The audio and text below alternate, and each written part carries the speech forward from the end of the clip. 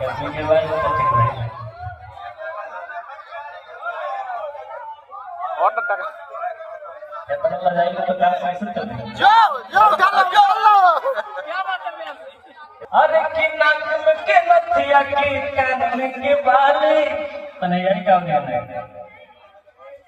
चाही का तोहरा हमार घरवाली तो लड़की बोल रही है अरे कि नहीं की मांगत साया सारी की मांगत कागना कि नहीं की मांगत साया सारी नहीं की मांगत कागना कि रही दया के सुझा हमारा